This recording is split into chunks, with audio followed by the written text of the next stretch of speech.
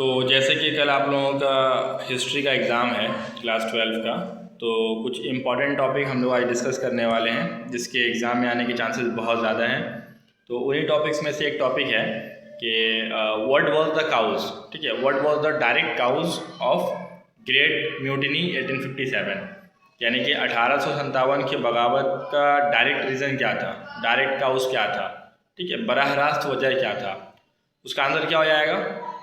तो उसका आंसर हो जाएगा कि 1857 के बगावत की बराह रास्त वजह ये थी कि उस वक्त जो इनफील्ड राइफ़ल का इस्तेमाल किया जाता था हिंदुस्तानी सिपाहियों के ज़रिया, जो अंग्रेज़ लोग करवाया करते थे, तो उसमें जो कारतूस हुआ करता था, ये अफवाह फैल गया था कि कारतूस में जो चर्बी होती है उसमें गाय और सूअर की चर्बी का इस्तेमाल होता है, जिसकी वजह से जो मुसलमान सिपाही थे उनको एतराज़ था कि सूअर की चर्बी है उसमें, और जो हिंदू सिपाही थे तो उनको एतराज़ था कि उसमें गाय की चर्बी लगी होती है, जिस वजह से दोनों ने ही उस इनफील्ड राइफ़ल का इस्तेमाल करने से मना कर दिया, और जिससे ये अफरा तफरी का माहौल बना और फिर ये डायरेक्ट रीज़न बना, ठीक है, बराह रास्त काउज बना 1857 के बगावत का, 1857 के म्यूटिनी का ये डायरेक्ट रीज़न बना।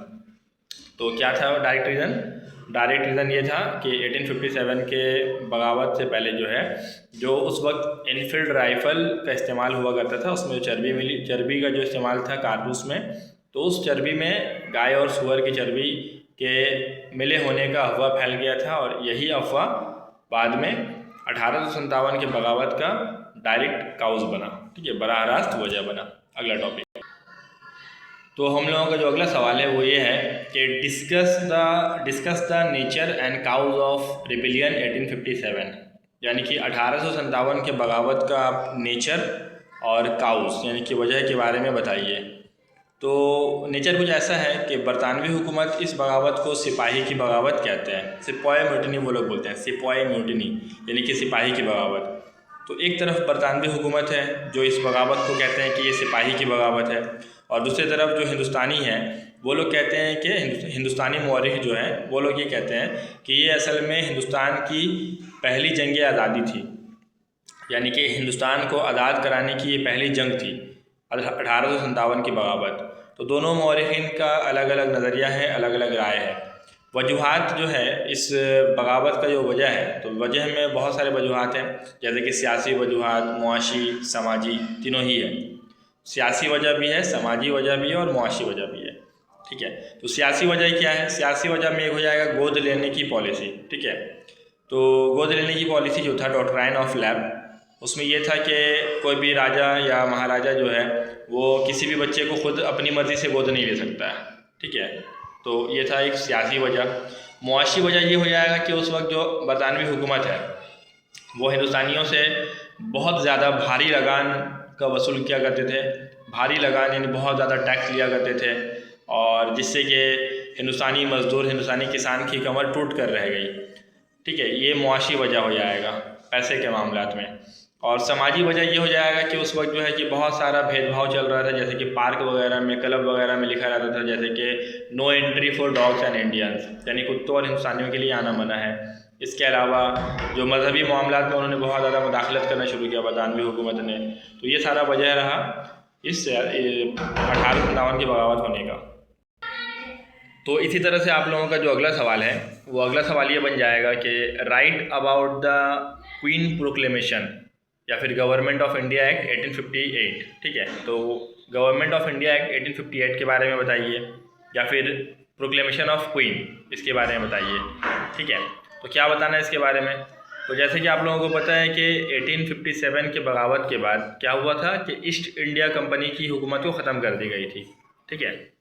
तो अंग्रेज़ों का जो हुकूमत रहा है हिंदुस्तान में उसको भी दो हिस्सों में बांट सकते हैं, एक था कंपनी का हुकूमत और एक था डायरेक्ट बरतानिया हुकूमत का हुकूमत, ठीक है, बरतानिया गवर्नमेंट का हुकूमत। तो 1857 के बगावत से पहले क्या था, यहाँ पर एक कंपनी का यहाँ पर राज था, जिस कंपनी का नाम है ईस्ट इंडिया कंपनी। 57 के बगावत के बाद ईस्ट इंडिया कंपनी की हुकूमत को पूरी तरह से ख़त्म कर दिया गया था, और उसकी जगह में क्रोन रूल यानी कि बरतानिया गवर्नमेंट का हुकूमत लागू कर दिया गया था, नाफिज कर दिया गया था। और इस गवर्नमेंट के हुकूमत को नाफिज करने के लिए एक एक्ट पास किया गया था, उस एक्ट को बोला जाता है गवर्नमेंट ऑफ इंडिया एक्ट 1858, ठीक है, 1858।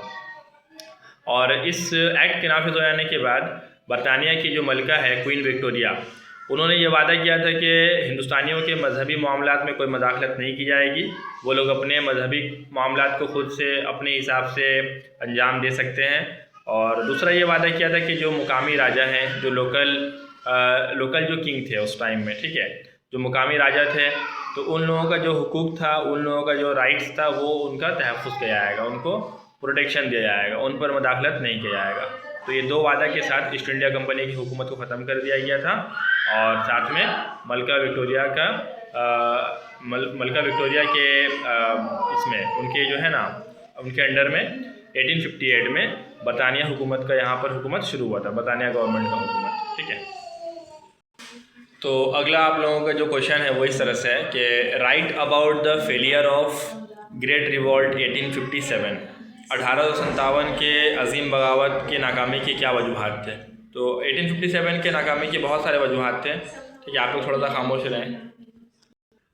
हाँ, तो 1857 के नाकामी के बहुत सारे वजूहात थे, उसमें से एक बहुत बड़ा रीज़न था कि इसमें कोई भी मरकज़ी ताकत शामिल नहीं थी, कोई भी सेंट्रल पावर, जो मेन पावर जिसको बोला जाए, ऐसा कोई पावर नहीं था, रहनुमाई की कमी थी, पूरा हिंदुस्तान इसमें शामिल नहीं था। तो कई सारा वजह हो चुका है, ठीक है, पूरा हिंदुस्तान इसमें शामिल नहीं था। जैसे ये ख़ास करके जो पंजाब का एरिया है, जो जनूबी हिंद का एरिया है, वो सब इसमें शामिल नहीं था। तो देखिए, कोई मरकज़ी पावर भी नहीं है, पूरा हिंदुस्तान भी शामिल नहीं हुआ है, और जो पंजाब का एरिया है, ख़ास करके जो जनूबी हिंद का एरिया है, वो नहीं शामिल है। और बेहतरीन हथियारों की कमी है, बेहतरीन जो जिससे हथियार वेपन्स के ज़रिए ये लोग फ़ाइट कर सकते हैं, उनकी कमी रह गई थी। और ऐसा माना जाता है कि जो सिखों ने और गोरखों ने भी अंग्रेज़ों का साथ दिया था, जिसकी वजह से ये तमाम चीज़ों को मिला करके ये हुआ कि 1857 का जो बगावत है वो नाकाम हो गया। तो ये तमाम रीज़न है 1857 के बगावत के नाकामी के असबाब है ये सारे। अगला आप लोगों के लिए एग्ज़ाम के लिए बहुत इंपॉर्टेंट क्वेश्चन है कि why is Mangal Pandey memorable, ठीक है, मंगल पांडे जो है वो क्यों उनको याद किया जाता है, मंगल पांडे को क्यों याद किया जाता है, या फिर मंगल पांडे कौन थे। तो इसका आंसर बहुत सिंपल है कि मंगल पांडे 1857 के बगावत के पहले शहीद माने जाते हैं, ठीक है। तो फर्स्ट मार्टायर माने जाते हैं, पहले शहीद माने जाते हैं मंगल पांडे 1857 के बगावत के। असल में हुआ ये था कि 1857 के बगावत में जो फौरी वजह था, जो डायरेक्ट काउस था, वो ये था कि उसमें जो इनफील्ड राइफल के जो कारतूस में चर्बी मिली होती थी, उसमें यह अफवाह फैला था कि उसमें गाय और सुअर की चर्बी मिली होती है, और इसीलिए इस राइफ़ल का इस्तेमाल करने से मंगल पांडे ने सबसे पहले इनकार कर दिया था, और उसको लेकर के बहुत ज़्यादा हल्ला मचा था उस वक्त। साथ में उन्होंने एक अंग्रेज़ के ऊपर हमला करके इस बगावत का आगाज़ किया, और इन्हीं सब वजूहात के तहत मंगल पांडे याद किए जाते हैं। अगला जो इम्पोर्टेंट टॉपिक है वो ये है, व्हाट इज़ सूरत स्प्लिट, या फिर व्हाट इज़ सूरत सेपरेशन, ठीक है, इसका इम्पोर्टेंस क्या है। तो सूरत स्प्लिट क्या है, या फिर सूरत का जो इजलास हुआ था उसमें क्या हुआ था, उसके बारे में बताइए। तो असल में बात यह है कि 1907 ईस्वी में गुजरात में एक जगह है सूरत, ठीक है, तो वहाँ पर जो है, हाँ, तो इंडियन नेशनल कांग्रेस का एक इजलास, एक जुलूस हुआ था, एक वहाँ पर जो है हर साल वहाँ मीटिंग हुआ करता है, हर साल जो है ना अलग अलग जगह में इंडियन नेशनल कांग्रेस का मीटिंग हुआ करता था दिसंबर के महीना में। तो 1907 ईस्वी में सूरत में जो INC का, यानी कि इंडियन नेशनल कांग्रेस का जो मीटिंग हुआ था, उसमें क्या हुआ था कि कांग्रेस 2 हिस्सों में बट गई थी, इसी को बोला जाता है सूरत स्प्लिट। और बटने के पीछे रीज़न क्या था, तो कांग्रेस में जितने भी मेंबर्स थे उनका नज़रिया 2 तरह का हो चुका था। एक हो गए थे मॉडरेट, जिनको बोला जाता है एतदाल पसंद, और एक हो गए थे एक्सट्रीमिटीज़, जिसको बोला जाता है इंतहा पसंद। मतलब जो मिन्नत समाजत करके, रिक्वेस्ट करके अपनी बात को रखने पर यकीन रखते थे और मार धार करने से अपने आप को रोकते थे, तो उनको बोला जाता है एतदाल पसंद। और दूसरा एक ग्रुप बन गया था कांग्रेस में, जो ये सोचते थे कि रिक्वेस्ट करने का वक्त गया, अब जो है गुजारिश करके कुछ नहीं होगा, अब या तो फाइट करके होगा, या फिर जो है कि एहतियाज जो है अब हथियारों के ज़रिए भी किया जा सकता है। उसको बोलते हैं एक्सट्रीमिटीज़ या फिर इंतहा पसंद। 2 अलग अलग नज़रिया हो जाने की वजह से कांग्रेस 2 हिस्सों में बढ़ गई थी। तो इसीलिए जो है ना कि ये जो साल है 1907, ये बहुत इंपॉर्टेंट है, और इस वाक़या को बोला जाता है सूरत स्प्लिट, ठीक है। और इस स्प्लिट हो जाने के बाद जंग आज़ादी में एक नया मोड़ आया था, क्योंकि दो अलग अलग नज़रिया अलग अलग तरीके से आगे बढ़ रहे थे, लेकिन दोनों का अल्टीमेट मकसद यही था, हिंदुस्तान की आज़ादी। अगला जो आप लोगों के लिए बहुत इंपॉर्टेंट टॉपिक है वो है right a commentary on Jallianwala Bagh massacre. तो जलियांवाला बाग जो हादसा है उस पर अपने नज़रिया का, ठीक है, उस पर अपने नज़रिया को रखें, उस पर अपना नज़रिया बयान करें। तो जलियांवाला बाग का हादसा क्या है? तो जैसे कि आप लोगों को पता है कि 13 अप्रैल 1919 ईस्वी को पंजाब में एक जगह है, उसका नाम है अमृतसर, और अमृतसर में एक जगह है, उसका नाम है जलियांवाला बाग। ठीक है, एक गोल मैदान सा एक जगह है, वहाँ पर जो है बहुत सारे लोग पूरा मन एहतिजाज कर रहे थे, और उस पर क्या हुआ कि अंग्रेज़ के अफसर ने, जिनका नाम है जनरल डायर ने ऑर्डर दिया कि तमाम लोगों पर गोली चला दी जाए। तो नतीजा ये रहा कि तमाम निहत्थे लोगों पर, जो वहाँ पर बैठे हुए पूरा मन एहतिजाज कर रहे थे, उन पर गोलियाँ चला दी गई और हज़ारों लोगों को मौत के घाट उतार दिया गया। ठीक है, बेशुमार मासूम लोगों को मार दिया गया, वो लोग अपने जान से गए, और इस वाक़या ने पूरी दुनिया को हिला कर रख दिया था। तो ये एक ऐसा वाक़या है जहाँ पर बेकसूरों को या मासूमों को मार दिया गया, और इसके पीछे जो मेन जिम्मेदार हैं बरतानिया गवर्नमेंट की तरफ से, अंग्रेज़ों की तरफ से, वो हैं जनरल डायर। ठीक है, तो इसका रद्द-ए-अमल बहुत सारा हुआ, जिसमें से एक रद्द-ए-अमल ये हुआ कि रविंद्रनाथ टैगोर ने अपना खिताब, नाइटहुड का खिताब को अंग्रेज़ों को वापस कर दिया था एहतिजाज के तौर पर। तो अगला बहुत इंपॉर्टेंट टॉपिक है व्हाट इज़ चोरी चोरा इंसिडेंट्स। तो चोरी चोरा इंसिडेंट क्या है? तो असल में हुआ ये था कि 1922 ईस्वी में उत्तर प्रदेश में एक जगह है, उसका नाम है गोरखपुर। तो गोरखपुर में एक थाना है चोरी चोरा के मुकाम पर। उस पुलिस थाने पर मुकामी लोगों ने, मुजाहिरीन ने एहतिजाज करते हुए उस पूरे थाने को आग लगा दिया था, और नतीजा ये निकला कि उस पुलिस थाने के अंदर में जितने भी पुलिस ऑफिसर थे, उसमें से 22 पुलिस उसी आग में जल कर के मर गए।